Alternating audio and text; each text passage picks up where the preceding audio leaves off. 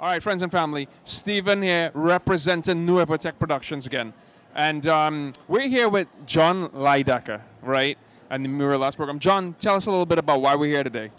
Well, today is the third and final community paint day for the How Philly Moves project designed by Tiziou under the Mural Arts Program. Everyone today is invited to walk in from noon to 3. What time is it now? It's about 2? Something like that, 2:30? Yeah, I think we got about 2 o'clock. We're kind of winding down, but people have been in and out of the studio today, and we've been getting sheets of parachute cloth from 2 of the last figures to go up on the wall, ready as a paint by numbers for people to come in and actually participate in the creation of sections of the mural.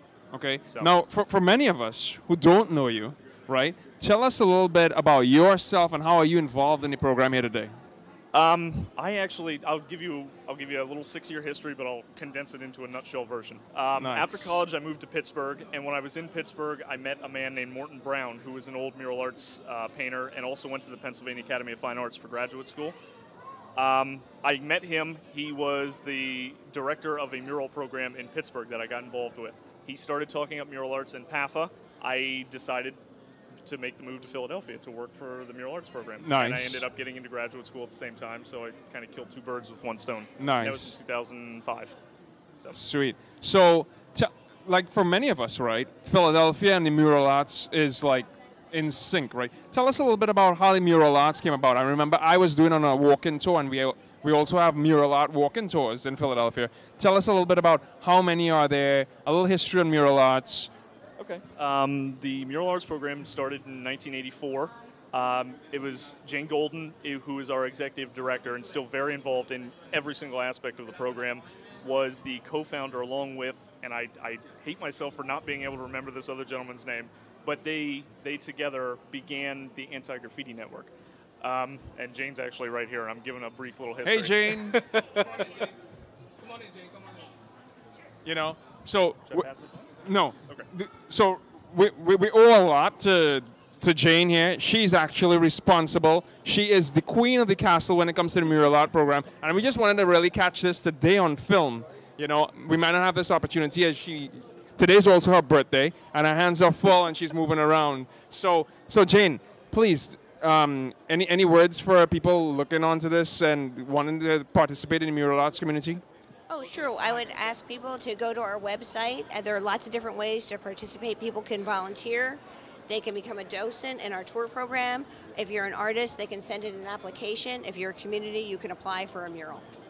Okay. Nice. And how did you get, just a little brief introduction, like how did you get involved in this, and also what inspired this specific project?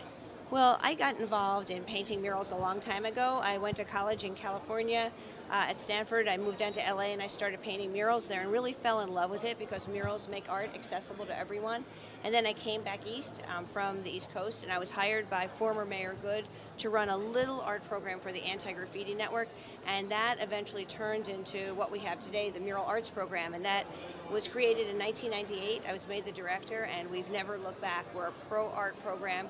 We hire tons of artists. We work with kids. We work in prisons. We work in shelters, and we just believe that everybody everywhere wants beauty and meaning in their lives, and we are determined to make that happen. And then this project came about because we really have a vision to do gateway projects in the city. Like, how do people enter and leave Philadelphia, and what do they see? Are they inspired? And we said, you know, not really. Yet, Philadelphia is this fantastic city. So let's do something really big to start this series. And we worked with the Deputy Mayor, Rina Cutler. She had this idea to do the garages of the parking structures at the airport. And then we were able to meet Tiziou. He was selected to do this project. It's about the dancer in all of us. And I have to say, this is such an inspiring project, not only because it's going to be the 2nd largest mural in the world at 55,000 square feet, but it's being created by thousands of people from all over this city. It's inclusive, it's democratic, and in the end, public art can engage and connect us in a way that other things can't. And that's why art is so special and important. Oh my gosh. I couldn't have said it any better. I don't even know if I have anything to add on to that. Thank you so much, Jane.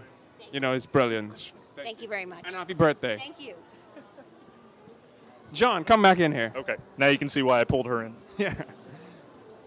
Now, tell us a little bit, because I'm looking at all of those how did you chunk down all of that art and chunk it down into those little pieces of paper there or parachute that people could actually paint on? Well, we can. The actual technicality behind getting the drawings on sections of parachute cloth, I owe to JJ. He took the photos. There was digital models made of the wall itself. Surveyors came out and gave us precise measurements. JJ figured out what different sizes of parachute cloth we needed for every individual 1,500 sheets of cloth around the wall. Him and I sat down, and I'm sure he did way more of this than just when I was there, but sat down and figured out where each sheet should lie to maximize the amount of surface space that we were going to paint on the cloth. So after we got that figured out, that's when we had each individual sheet of parachute cloth that composed each figure we had as its own digital file.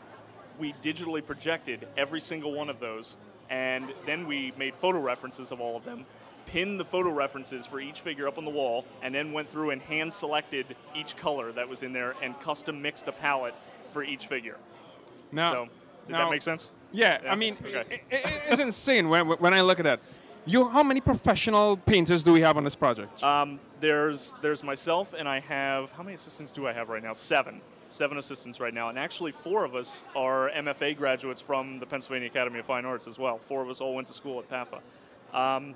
So there's 8 of us as the core team, and then we have a handful of part-time and volunteer help that comes in on a regular basis as well. Altogether, I think I did a count, it was about 6 weeks ago. As far as I can tell, we've had over 1,600 hands easily on this mural, from just the numbers that I've put together from paint days and volunteers and stuff like that. Now, what is very interesting, right, as we look at all of this stuff, is if somebody comes in, because we see the youngest people, I don't know their age, they look like 9, but and then we see like there is no age limit on these paintings. How do you do? Is there corrective work that needs to get done when you look back at the stuff being painted? Very little, actually. Each sheet is structured in such a manner that if you never picked up a paintbrush before, you can come in and participate in this, and it's virtually impossible to mess it up. And I say this, and I probably shouldn't say it as often as I do, but the margin for error on this project is just enormous due to the immensity of the project. When we put it up on the wall, things could literally be off by a foot and people wouldn't notice. Right. And I know I shouldn't be saying that. I should be playing it up like, oh, everything's just so-so, but that's the way it is. Correct. But even with that being a fact, the manner in which we have this thing sketched out, we have it structured, every color is coded to the cups that people have. It's very difficult to mess anything up it's actually impossible to mess anything up to the point where it can't be fixed. After this paint day, my assistants and I will probably spend a day or two just softening some edges. We're getting the main underpainting down right now. My assistants and I, after this, we just kind of ice the cake. Right. So. Yeah, I mean, it's beautiful work being done. Yeah. And it also looks like a lot of fun. It looks like something you could just really walk in and have a lot of fun with your friends, a group of friends, or something. So it's the way when people ask me about that, I usually describe it as this job is something that I would be trying to find time to do if it wasn't my job. So it's fantastic. It's one of the best things that I could possibly be doing with my time, in my opinion. So if you had one word to describe John, right, and what word would that be? One word to describe? Yeah, John and his work here. Oh, tired.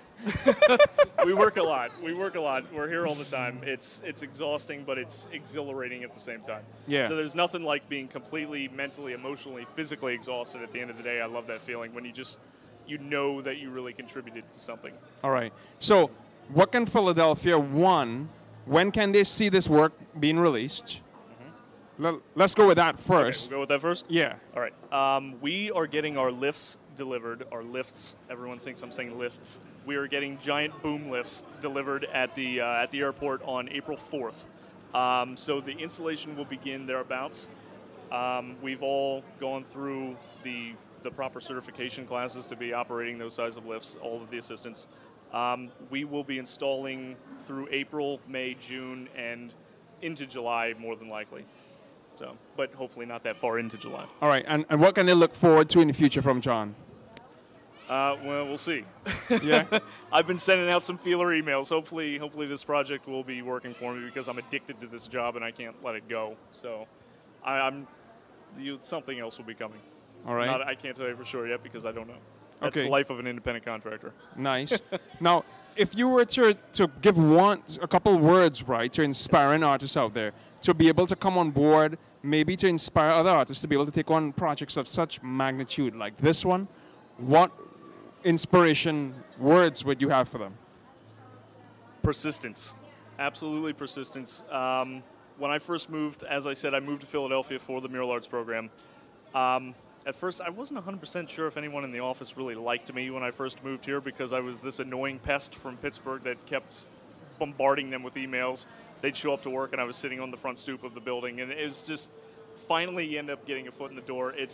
There are artists from all over Philadelphia that are dying to work with Mural Arts, and we do our best to make sure that we can accommodate those who are really, really serious about it. So persistence, if you're really interested in it and you really want it, be persistent, you'll get your foot in the door. Okay. So people who want more information, give them some information on yourself and how to get involved with projects that you might be working on, or how they might be able to get in contact with you so that you could further inspire other artists to move on. The easiest thing to do right now is, I kind of hate to say this, especially with a microphone and a camera and all that, but my website is currently being reworked, but it is www.jonathanlaidacker.com. You can go there and find me on Facebook as well. You might want to spell that. Okay, I'll go through that. I'm sorry. JONATHANLAIDACKER.com. And find me on Facebook. I've got complete albums of virtually every project I've done in Philadelphia so far. I might need to update a few, but they're all right there. You can go right through thousands and thousands of in-progress pictures from project to project. All right, look out for some more stuff from John and Stephen here from Nuevotec Productions, wrapping it up. Thank you.